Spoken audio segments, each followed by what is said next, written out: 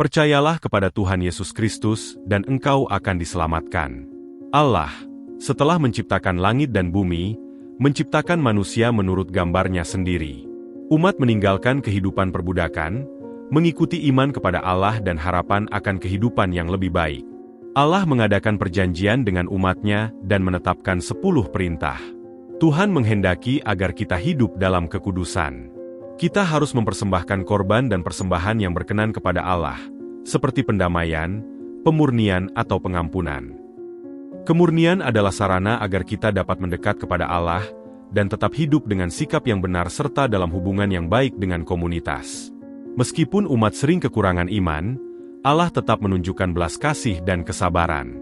Ingatlah pentingnya hukum-hukum yang Allah sampaikan di Gunung Sinai, pentingnya ketaatan kepada Allah dan hukum-hukumnya, pembaruan perjanjian dengannya, serta berkat dan peringatan yang dapat Ia berikan. Jangan menyembah Allah lain, jangan melanggar perjanjianmu dengan Allah. Bertobatlah dan berserulah memohon pengampunan. Tergerak oleh belas kasih, Allah akan mengutus pemimpin-pemimpin untuk membebaskanmu. Musuh akan dikalahkan dan damai akan dipulihkan kembali. Meskipun ada ketidaksetiaan, Allah tetap setia kepadamu dan akan mengampunimu ketika engkau mencari pengampunannya. Beritakan agar umat berhenti menyembah Allah lain dan kembali melayani Tuhan. Kristus adalah Mesias yang sejati. Beritakan pentingnya pemulihan iman dan kesetiaan umat kepada Tuhan. Beritakan tentang pertobatan dari dosa dan konsekuensinya bagi seseorang dan keluarganya, setelah mengakui kesalahan kepada Allah. Waspadalah terhadap penyembahan kepada berbagai ilah. Pahamilah pentingnya percaya kepada Tuhan dan konsekuensi dari ketidaktaatan kepadanya. Tinggalkan kepercayaan kepada Allah lain dan hiduplah dalam iman kepada Tuhan. Pahami kebutuhan akan kesetiaan dan iman kepada Allah. Jauh dari prinsip-prinsip Allah, seluruh bangsa menjadi tak terlindungi dan terbuka terhadap kehancuran. Pahamilah pentingnya menyembah Allah. Kembalilah menjalani kehidupan penyembahan kepada Tuhan. Ketika umat tidak percaya kepada Allah, bangsa akan mengalami kemerosotan dan kerajaan-kerajaan akan diserbu. Dedikasikan hidupmu untuk mengajarkan firman Allah kepada umat, memulihkan kehidupan rohani dan iman kepada Allah melalui pengajaran, serta menekankan pentingnya iman dan doa. Jalani hidup yang penuh kasih dan iman kepada Allah. Di tengah masalah, kesulitan, dan pencobaan, jangan berhenti beriman dan jangan mempertanyakan Allah. Rendahkanlah dirimu dan tunduklah kepada kehendak Allah untuk memurnikan hidupmu. Pahamilah perlunya menyerahkan diri kepada Tuhan, percaya dan menantikan Dia dengan sabar serta keputusan-keputusannya. Percayalah kepada Tuhan dan kepada kedatangannya sebagai juru selamat kita. Takut akan Allah adalah prinsip dasar dan dianggap sebagai dasar dari hikmat. Rasa takut kita kepada Allah adalah yang mendekatkan kita kepadanya. Mereka yang percaya kepada Allah akan menerima berkat dalam hidup mereka, menikmati kebaikan, belas kasih, dan kasih-Nya. Mereka yang tidak mengikutinya akan jauh dari hikmat dan berkat-Nya. Nikmatilah hidupmu, karena hidup tidak kekal. Hargailah segala sesuatu yang Allah berikan kepada kita. Kehidupan duniawi bersifat sementara.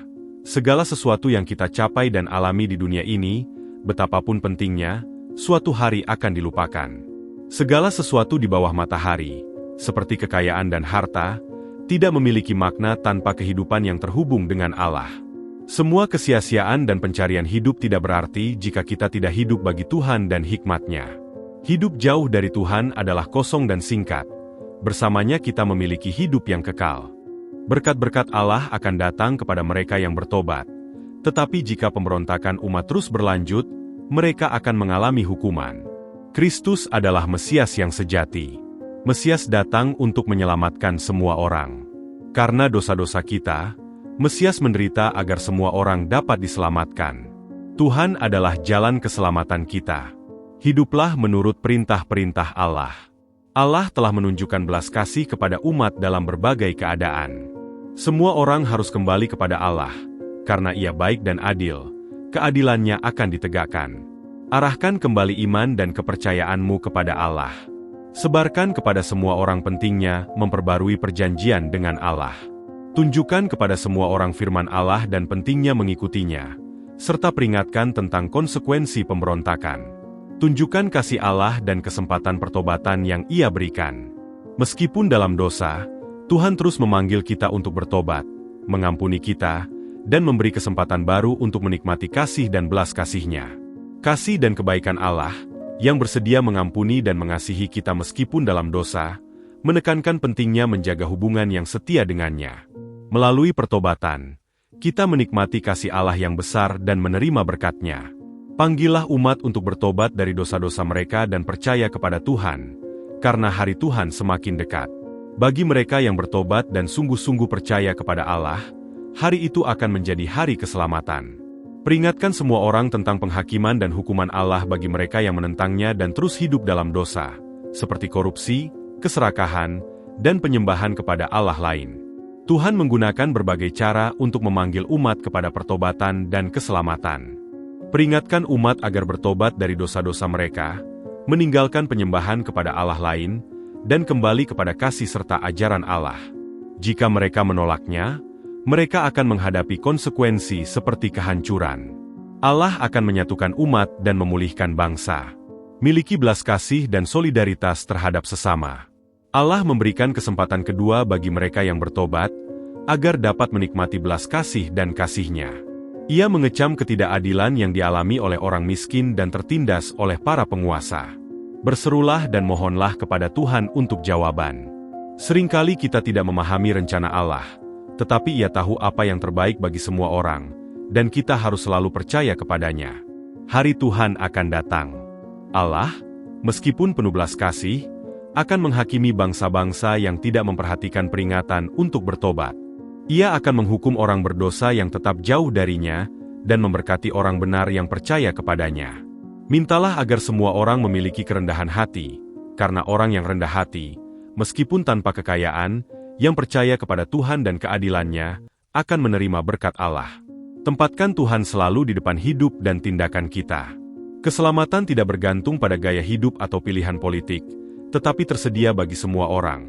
Namun hanya mereka yang sungguh-sungguh percaya kepada Tuhan yang akan diselamatkan. Allah adalah berdaulat, Maha Tahu, Maha Melihat, dan memiliki keputusan akhir atas segala sesuatu. Kristus adalah Mesias yang sejati.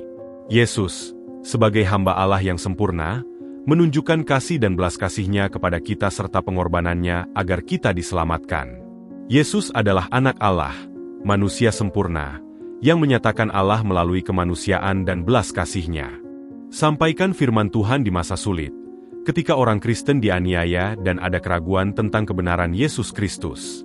Kristus adalah anak Allah, dan kita harus percaya kepada-Nya sebagai juru selamat untuk menerima hidup kekal dan kasih-Nya. Karena Allah mengutus anak-Nya ke dunia bukan untuk menghakimi dunia, tetapi supaya dunia diselamatkan oleh-Nya.